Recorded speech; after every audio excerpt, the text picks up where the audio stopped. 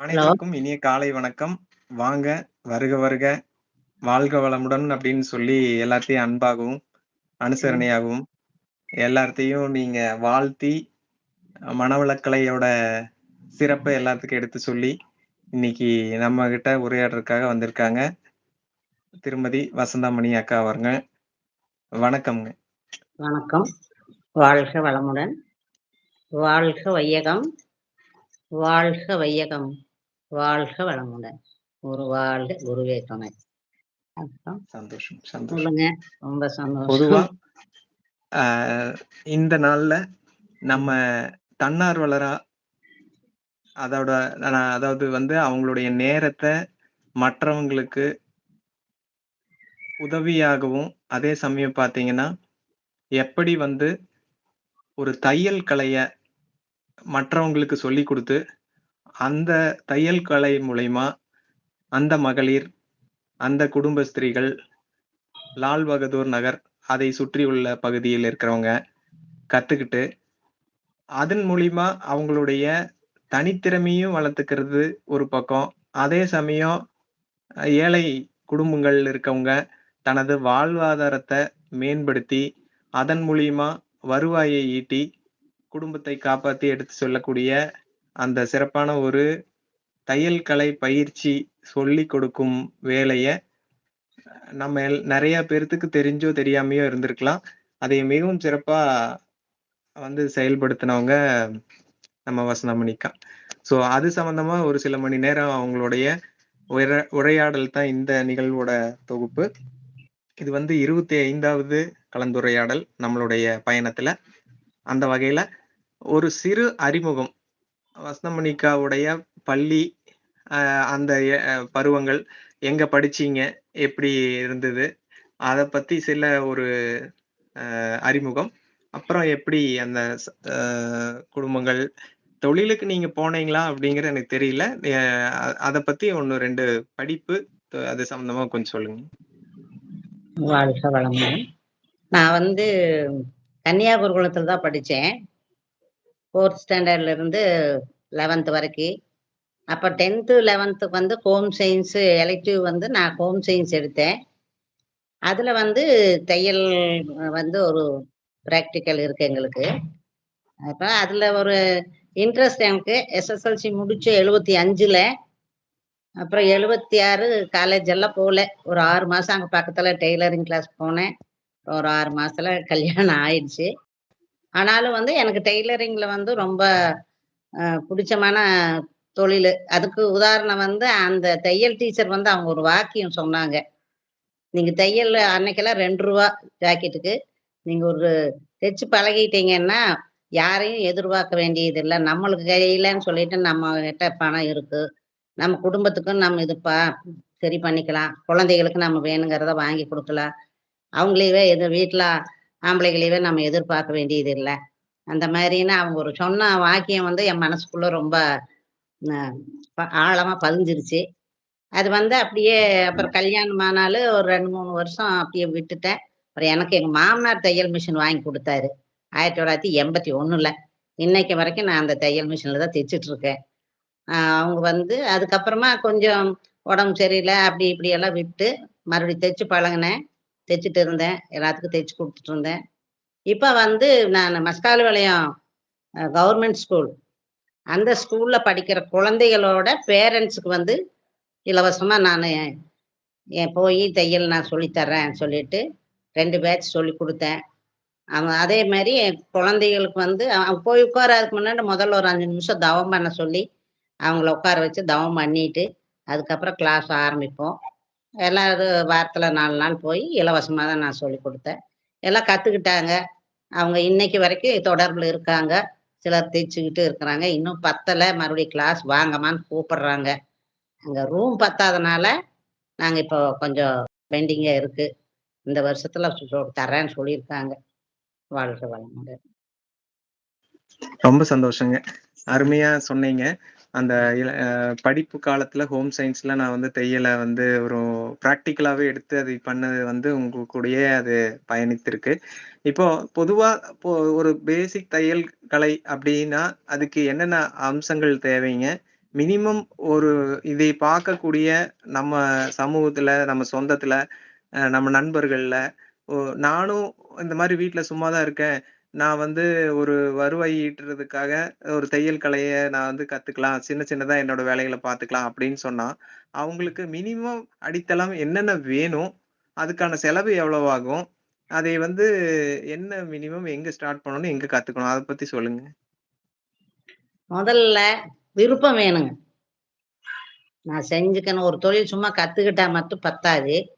எதுவா இருந்தாலுமே அந்த தொழில்ல வந்து நம்ம கத்துக்கணும், நம்ம இது மேல போகணுங்கிற விருப்பம் இருக்கணும். விருப்பம் இருந்தா மட்டும் தான் எந்த தொழில்லயுமே சமையல் கலையா இருந்தாலுமே சரி, நம்ம அங்க அடுப்புகிட்ட போய் நின்னோம்னா, நம்மளுக்கு அந்த இது இருந்தா மட்டும் தான் நம்மனால அங்க செய்ய முடியும். இல்லன்னா அன்னைக்கு பாருங்க சமையல் சொதப்பிரும்.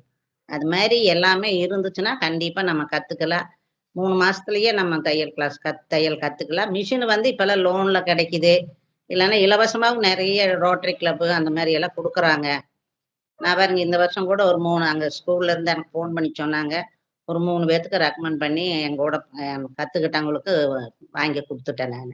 இவங்களுக்கு இவங்களுக்கு குடுங்க சார்ன்னு சொல்லி, அவங்க ஸ்கூல்ல இருந்து குடுத்தாங்க.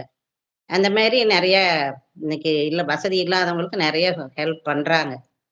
அந்த இருக்குது. ஆதாரம் வந்து படிக்கிறது வந்து இப்ப எனக்கு பக்கத்துல இருந்ததுனா, நான் இலவசமா நான் சொல்லி தர தயார். யார் பக்கத்துல இருக்கிறவங்க வந்தா. அதுவும் சரி, யோகா எக்சர்சைஸ் பண்றதும் சரி, நான் சொல்லி தரேன். நீங்க கத்துக்கோங்க. முதல்ல உடல் நல்லா இருக்கணும். மனசு நல்லா இருக்கணும். அதனால யோகாவும் சேர்ந்து கத்துக்கோங்க. அப்படிங்கிறது தான் என்னோட வேண்டுகோள். அருமையா சொன்னீங்க. விருப்பம் தான் ஃபர்ஸ்ட்டு அப்படின்னு சொல்லி சொன்னீங்க. அது ரொம்பவே ரொம்ப முக்கியமான செய்தி. அம் இப்போ நீங்க கவர்மெண்ட் ஸ்கூல்ல கத்துக் குடுத்துட்டீங்கன்னு சொன்னீங்க. அங்க வந்து எவ்வளோ அ மகளிர்கள் பங்கு பெத்துட்டாங்க? அது வந்து ஒரு கோர்வையா நடந்துச்சா? அது இன்னும் அடுத்த தடவ நடக்கிறதுக்கான இடம் இல்லங்கிறதையும் குறிப்பிட்டு சொன்னீங்க. அந்த மாரி ஒரு இடங்கள் ஏற்பாடு பண்ணோம்னா, விருப்பம் இருக்கிறவங்கள இணஞ்சு அந்த மாரி பண்ணணும்னா, அதுக்கு எவ்வளோ நாட்கள் அல்லது வாரங்கள் அந்த மாரி அந்த இட வசதி வேணும்? சுமார் எத்தன பேரு அதிகபட்சம் இதுல விருப்பம் இருந்து தொடர்பு பண்ணலாம்? அந்த மாரி ஒரு அமைப்பு பண்ணணும்னா, அந்த மாரி ஒரு உதவி எல்லாத்துக்கும் பண்ணணும்னா, மேற்கொண்டு என்ன தேவைப்படும்? அதுக்கு இந்த மாரி எல்லாம் அனுபவம் மட்டுமே போதுங்களா? அல்லது ஏதாவது அதுக்கு வேற ஏதாவது அ பயிற்சி இதுகளுக்கு புத்தகங்கள் மாரியோ அல்லது அ பிராக்டிகல்களுக்கெல்லாம் சில வசதிகள் வேணுமா? அது என்ன மாரி இருக்கும்? ஆர்வம் இருக்காங்களா? யாராவது கேட்டுருக்காங்களா? அது செய்யலாமா? அத பத்தி சொல்லுங்க. இல்ல இப்போ புத்தகங்கள்ல எல்லாம் படிக்கலாங்க. ஆனா அது புரியாது. பொதுவா வந்து ஒரு எந்த இதா இருந்தாலும் ஒரு குரு கிட்ட கத்துக்கிட்டோம்னா, அ ஃபர்ஸ்ட்டு வந்து பேசிக் தான் மெயினு. அதுக்கப்புறம் இன்னைக்கு YouTubeலயே நெறைய வருது. அதை பார்த்து கூட நெறைய பேர் கத்துக்கலாம். ஆனாலும் பேசிக்க எப்படி அடிப்படைய நம்ம தெரிஞ்சுக்கணுங்க. அப்ப வந்து அது ஒருத்தவங்க கிட்ட முறையா கத்துக்கிட்டோம்னா, நம்ம இது பண்ணிக்கலாம். நான் வந்து அ தொ 1995லயே வந்து சிரமிக் வித்யாபீடத்துல போய் டிப்ளமோ பண்ணேன் இது. இந்த தையல் கிளாஸ் இதுங்க. அது பண்ணி சர்டிஃபிகேட் வாங்கி வச்சிருக்கேன். இப்ப வந்து அவங்க ஸ்கூல்ல வந்து கமிஷனர் கிட்டவே பேசியிருக்கிறாங்க. இடம் இல்லாதனால தான் இப்ப மிஷின் 10 மிஷின் இருக்குது. இடம் இல்ல அப்படிங்கிறனால இது பண்ணாங்க. இப்ப ஒரு 1 மாசத்துக்கு முன்னாடி எங்க பையன் பாலு போய் பேசுனதுக்கு, அவரு நான் ஹெல்ப் பண்றேன், பண்ணி தரேன்னு சொல்லியிருக்கிறாங்க. வெளியில இருந்தாலும் சரி, இடம் இருந்தா அங்க 10, 20 பேர் எல்லாம் வர்றாங்க. இப்ப கேட்டுட்டு தான் இருக்கிறாங்க. போன தடவ 26 பேர் ஜாயின் பண்ணாங்க. கடைசியாக ஒரு 17 பேரு அ எல்லாம் ஃபுல்லா இது பண்ணாங்க. என்னன்னா, அவங்களுக்கு என்னைய பார்த்து இவங்க எங்க போய் சொல்லி தர போறாங்க? எப்படி? அந்த ஒரு மனப்பான்மையும் இருந்திருக்கலாம். அப்புறம் கடைசியில இந்த பொண்ணு அவங்க கத்துக்கிறத வச்சுட்டு, அப்புறம் கடைசியில இப்ப எப்பம்மா ஆரம்பிக்கிறீங்கன்னு சொல்லி கேட்டுக்கிட்டே இருக்கிறாங்க ஸ்கூலுக்கு போனா. அதுல மேலாண்மை குழுன்னு சொல்லி பள்ளி மேலாண்மை குழுன்னு ஒரு குழு இருக்கு. அதுல எனக்கு ஒரு பொறுப்பு குடுத்துருக்குறாங்க, அந்த பள்ளிக்கூடத்துல. அதனால அடிக்கடி மீட்டிங் போவேன். இருந்தா எது வேணாலும் கத்துக்கலாங்க. பேசிக் வந்து ஃபர்ஸ்ட்ல இருந்து நம்ம முதல்ல எம்மிங் பண்றதுலருந்து கத்துக்கலாம். கத்துக்கிட்டு தான் இது பண்ணணுங்க. பரவால்ல, பரவால்ல. ரொம்ப அருமையா சொன்னீங்க. இந்த செய்திய நம்ம குடும்பங்கள், சொந்தங்கள், நண்பர்கள் இதை பார்க்குறவங்க பயன்பட்டுட்டு தொடர்பு பண்ணாங்கன்னா, அடுத்த பேட்ச் எப்பவோ, அப்ப அவங்களுக்கையும் சேர்த்து விருப்பம் இருக்கிறவங்க கத்துக்கலாம். மேலும் அதை வந்து மெருகேத்தி கொண்டு போலாம். இப்ப இன்னும் 2 கேள்விதான். ஆ ம். 2 நான் முதல் கேள்வியான தொகுப்புல வந்து இப்போ மனவளக்கலை மற்றும் தியானம் பத்தி அதுவும் உங்களுடைய பயணத்துல ஒரு முக்கியமான ஒரு அங்கம். இப்ப பொதுவா கண்டிப்பா. மனவளக்கலை பற்றியும், ஒருவர் குறிப்பா மகளிர்கள், குடும்பத்துல இருக்கிறவங்க, வேலைக்கு போறவங்க, இவங்களுக்காக அ எளிமையா அவங்க பண்ணிக்கக்கூடிய சில பயிற்சிகளோ அல்லது அணுகுமுறையோ, அ அ இப்ப நீங்க எப்படி வாழ்க வளமுடன் ஆரம்பிக்கிறீங்க, அந்த வாழ்த்து ம். சொல்றீங்க. அந்த மாரி சில கண்டிப்பா. அன்றாட வாழ்க்கையில ஒருவர் எளிமையா பயன்படுத்தக்கூடிய மனம் சார்ந்த விஷயம் ஒன்று குறிப்பா மகளிருக்கும், வேலை செய்யறவங்களுக்கும் உதவியா ஒரு டிப்ஸ் மாரி சொல்லுங்க. ம். ஒரு பொதுவா வந்து நம்ம வேலை இது பண்ணிட்டே இருக்கோம். ஐயோ! நேரம் இல்லங்கிறங்க. ஆனா, ஒரு 1 மணி நேரம் நம்ம காலையில ஒரு 1/2 மணி நேரம், ஒரு 20 நிமிஷம் தியானமும், ஒரு 1/2 மணி நேரம் எக்சர்சைஸும் பண்ணுனா, அன்னைக்கு முழுவதும் நம்ம உடம்பு வந்து நல்லா சுறுசுறுப்பா இருக்கும். மனசும் நல்லா இதா இருக்கு. யார்கிட்டும் மெயின் கோவத்த குறைச்சுக்கலாம். அதெல்லாம் பயிற்சி மூலியமா நெறைய இந்த இதுல உள்ள புகுந்தோம்னா, இது வந்து உணர்கல்விங்க. மனவளக்கலைங்கிறது வந்து உணர்கல்வி. உடல் சார்ந்த விஷயத்திலயும் சரி, ஏன்னா நான் நெறைய அனுபவிச்சதுனால நான் இங்க சொல்றேன். நெறைய இல்ல நான் ஹாஸ்பிட்டலுக்கே போனா கூட எமர்ஜென்சி வரைக்கும் போயிட்டு நான் திரும்பி வந்திருக்கிறேன். அந்த அளவுக்கு எனக்கு வந்து இந்த மனவளக்கலை வந்து, அந்த உடற்பயிற்சியும், அந்த தியானம் வந்து எனக்கு ரொம்ப ரொம்ப உதவி. இன்னைக்கு வரைக்கும் அது போயிட்டு இருக்குது. அது முதல்ல எல்லாம் கூட கொஞ்சம் ஏன்னா அந்த வயசுக்கு அப்படி அங்க போக, இங்க போக கொஞ்சம் சோம்பேறித்தனம், அந்த மாரி எல்லாம் இருக்கும். இப்ப ரொம்ப அதுக்குள்ள உள்ள போக போகனோட அது உணர உணர வந்து நம்ம மக்களுக்கு வந்து இது போய் சேரணுங்கிறது என்னோட அ ரொம்ப ரொம்ப ஆர்வம். தெரிய மாட்டேங்குது அவங்களுக்கு. இது என்ன சும்மா ஆனா ரொம்ப எளிய முறை உடற்பயிற்சி அந்த யோகா அப்படின்னு சும்மா இந்த இந்த இதுல மாரி கைய தூக்கி, கால தூக்கிலாம். எல்லா பயிற்சியும் இதுல இருக்குதுங்க. கண் பயிற்சி, கை பயிற்சி, கண் பயிற்சி, மூச்சு பயிற்சி, கால் பயிற்சியிலருந்து எல்லாமே இருக்குது. ஒவ்வொரு பயிற்சி செஞ்சா இப்ப இந்த மனவளக்கல பயிற்சியில வந்துங்க மொத்தமா நம்மளுக்கு 108 நாடி இருக்கு இல்லைங்களா? நாங்க பண்ற எக்சர்சைஸ்ல அந்த 108 நாடியும் வந்து அ மு ஃபுல்லா ஒர்க் ஆகும். அதுல வந்து முக்கியமா உயிர் நாடி 10. அந்த 10ம் வந்து இந்த நம்ம எக்சர்சைஸ் ஃபுல்லா முடியறபோது கம்ப்ளீட்டா எல்லாமே வந்து ஆக்டிவேட் நல்ல இதா இருக்கு. இதுலயே வந்து உடல் தளர்த்தல் எல்லாமே இருக்குதுங்க. மசாஜ் பண்றது. சும்மா யோகான்னா கை, கால் ஆட்டுறதால இல்ல. இது ரொம்ப ரொம்ப எளிய முறை உடற்பயிற்சி. ஆனா ஒவ்வொரு பயிற்சியிலயும் வந்து நம்மளுக்கு ஒவ்வொரு இது இருக்கு. இப்ப சொல்லிட்டே போலாம். ஏன்னா அனுபவம் நான் என்னோட அனுபவத்த வச்சு நான் சொல்றேன். அடுத்தவங்கள வச்சோ, இதை வச்சோ நான் சொல்லல. நான் ரொம்ப ரொம்ப முடிஞ்சவங்க தாராளமா இதை வந்து எங்க பக்கத்துல மன்றம் இருக்குதோ, அதை கத்துக்கோங்க. உங்கனால உங்க குடும்பமும் நல்லா முன்னேறும். ஒரு பொண்ணு கத்துக்கிட்டா போதும், அவங்க குடும்பமே நல்லா இருக்கும். ஏன்னா நம்மகிட்ட இருந்து தான் எல்லாம் போகுது. ஒரு பொண்ணு நெனச்சா ஒரு குடும்பத்த என்ன வேணா பண்ணலாம். அப்ப நம்ம மாத்தி நம்ம குடும்பத்த நல்லா கொண்டுட்டு போலாம். அதுதான் என்னோட விருப்பம். வாழ்க வளமுடன். ரொம்ப அருமையா சொல்லிட்டீங்க. ரொம்ப ரொம்ப அற்புதம். ஏன்னா நீங்க சொன்ன இந்த 4, 5 கேள்வியிலயுமே ஒவ்வொரு பஞ்சுன்னு சொல்லுவாங்க. ஒரு அழுத்தம் இருந்தது. இந்த ப்ரீவியஸ் கேள்வியில பெண்கள் அதை கத்துட்டாங்கன்னா, தன்னோட வீட்டோட இதையவே மாத்திருவாங்க அப்படின்னு சொல்ற விஷயம் வந்து உண்மை. அதே மாரி இதுக்கு முன்னாடி பயிற்சி கத்துக்கிறதுக்கு என்ன வேணும்னு சொன்னது போது, விருப்பம் தான் முதல் அப்படிங்கிறது ஒரு மிகப்பெரிய ஆழமான செய்தி சொன்னீங்க. அதே மாரி நீங்க படிப்பு பருவத்துல வந்து ஹோம் சயன்ஸ்ல பிராக்டிகலா நான் வந்து இது கத்துட்டேன் அப்படின்னு சொன்னதுமே ஒரு ஆணிவேர் தான். அப்படி நீங்க பேசின இந்த சின்ன பேட்டி வந்து ரொம்ப அருமையா இருந்தது. முக்கியமான, ஆணித்தனமான சில செய்திகள வந்து பகிர்ந்துட்டீங்க. ரொம்ப ரொம்ப சந்தோஷம். இறுதி கேள்வியா உங்களுடைய வாழ்த்தும், அதே சமயம் தையல் சம்பந்தமா அ ஒருவர் வீட்டில் எளிமையா என்ன வச்சுக்கலாம் அப்படின்னு அத பத்தி சொல்லிட்டு, அதே சமயம் யோகா சம்பந்தமா உங்களுடைய வாழ்த்து சொல்லி, இந்த நிகழ்வ வந்து நம்ம நெ முடிச்சுக்கலாங்க. அ சரிங்க, உங்ககிட்ட நான் குடுக்குறேன். இறுதி வார்த்தைகள். சரிங்க. வாழ்க வளமுடன். பொதுவா வந்து தையல் மிஷின் வந்து நமக்கு இன்னைக்கு அதான் நெறைய கிடைக்குதுங்க. குடுக்குறாங்க. லோனும் கிடைக்குது. இப்ப நெறைய நம்ம இலவசமா வாங்கி தர்றதுக்கும் ஆளுக இருக்குது. நம்ம இது பண்ணி நம்மளுதுலயே நெறைய பேர் குடுப்பாங்க. அந்த மாரி வசதி இல்லாதவங்களுக்கு நம்ம தாராளமான ஒண்ணும் இல்ல. வெறும் ஊசி, நூலு தான். ரூ. 5 நூல் வாங்குனோம்னா ஒரு ஜாக்கெட் தைக்கலாம். இன்னைக்கு ஒரு ஜாக்கெட் தைச்சோம்னா, ரொம்ப கம்மியா போட்டாலே ரூ. 150 வாங்கலாம். சாதா ப்ளவுஸ்க்கு. லைனிங் எல்லாம் போட்டாங்கன்னா ரூ. 300 வாங்குறாங்க. அது அது வந்து ரொம்ப கம்மி. அதே வந்து நம்மனால வீட்ல இருந்தவங்களுக்கு நம்ம செலவு பண்றதும் வந்து நம்ம நேரம், அந்த ரூ. 5 நூல்கண்டு மட்டும் தான். அப்ப நம்ம இது நேரம் தான். நம்ம தைச்சு பழகுறத பொறுத்து, ஒரு நாளைக்கு 2 ஜாக்கெட்டும் கூட அடிக்கிறவங்க தைக்கிறாங்க. அந்த மாரி எல்லாமே தைச்சுக்கலாம். அது போக இப்ப வாழ்க இது வந்து சொல்றது மனவளக்கலையில வந்து, நீங்க முதல்ல குழந்தைகள எந்திரிச்சோனே எல்லாத்தையும் வாழ்த்துங்க.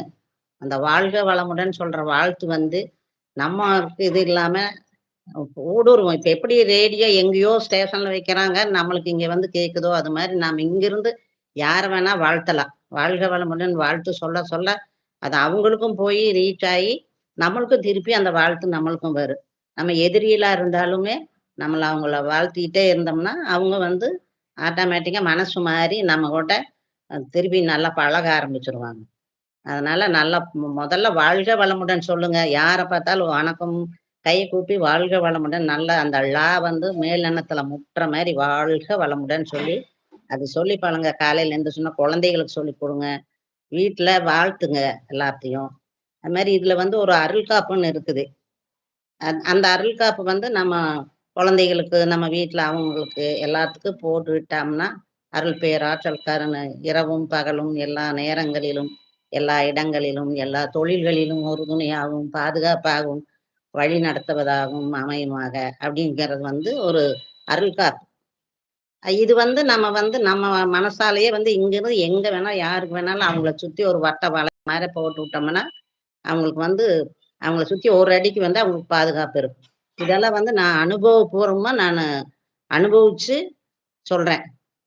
ஏன்னா நாங்க ஒரு தடவ போயிருக்கிறப்போ வேன்ல கல்யாணத்துக்கு போறபோது ஒரு டூ வீலர்காரன் எங்களுக்கு நேரா மோதியிருப்பான். வந்தவன் பார்த்தீங்கன்னா, ஒரு அடி தள்ளி விழுகுறான். அந்த மாரி நெறைய எங்களுக்கு வந்து அருள் காப்பு வந்து எனக்கு நல்லா உதவிக்குது. இது பண்ணுங்க.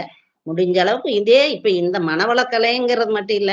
நீங்க வேற உங்களுக்கு எந்த யோகா இதுல சேர்றதுக்கு இதா இருந்தாலும், சேர்ந்து அவங்கவங்க முதல்ல உடல் நலத்த பாருங்க. உடம்பு நல்லா இருந்தா தான் மற்றது எல்லாமே நம்ம பார்க்க முடியும். அதுதான் பெரிய சொத்து. சும்மா பணம், காசுன்னு ஓடி பிரயோஜனம் இல்ல. வாங்கி கொண்டு போய் பின்னாடி டாக்டருக்கு தான் குடுப்போம்.